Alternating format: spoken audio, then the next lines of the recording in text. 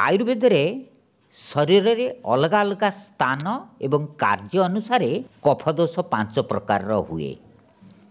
प्रथम क्लेशक, अवलंबक, बोधक, तर्पक आउ श्लेषक, ये 5 प्रकार। कफ दोषरु 20 प्रकार रोग सृष्टि हुए। बात, पित्त एवं कफ आम शरीर रे उचित मात्रा रे आवश्यक हुए। अत्यधिक कफ हेले यह कफ दोषयुक्त अटे। आयुर्वेद रे बातर काम बेग रक्त संचालन करिया पोषण तत्व गुड़ी को शरीर रे समस्त जगार पहुँचाइबा पई वायु काम करे। पित्त अग्निर काम करे, खाद्य को हजम करिया पईका पित्तर काम पड़े। कफ शक्तिर काम करे। कफ प्रकृति लोकों पाई खाद्यपेय बाजरा खातु, मका, गहम, ब्राउन राइस, ढिंकी कुटा चाउल परी टिके ता उपरटा चोपा थवा दरकार, आउ राई, ये बहुत उपकारी अटे। तरकारी खाइया बंधाकोबी, पालक, सीम, शिमला मिर्ची, मटर, आलू, मूला आउ बीट, सोरिष तेल किंबा ओलिव ऑयल प्रयोग करंतु।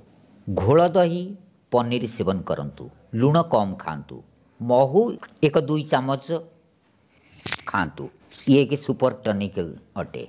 आ कौन न खाइबा दरकार, मैदार तैयारी जिनस खातु नहीं।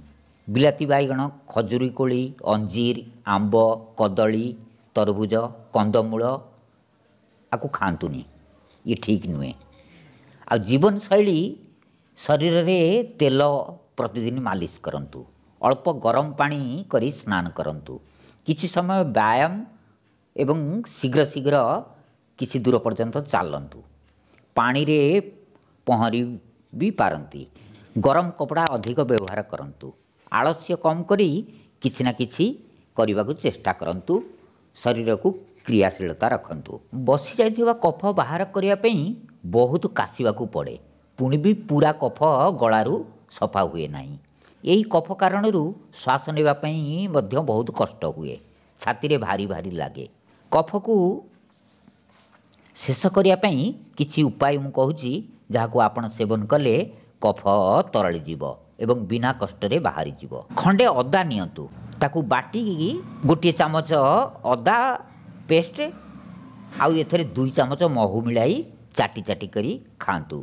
एटा को दिन को 2-3 थर खाई नियंतु। प्रथम दिन रु आपणकर आराम पड़िबा चालू हो जिवो। द्वितीय उपाय, अदा पेस्ट रे गुड़ मिसैकी खातु। यह गला को बहुत आराम दिए। गला खसखस होची, काश कम हो जिवो, आउ कफ भी तरलिकी बाहरी जिवो। तृतीय उपाय, गरम पानी 1 ग्लास नियंतु। एथरे संधेव लुण 1/2 चामच पकई गलारे गड़गड़ करंतु।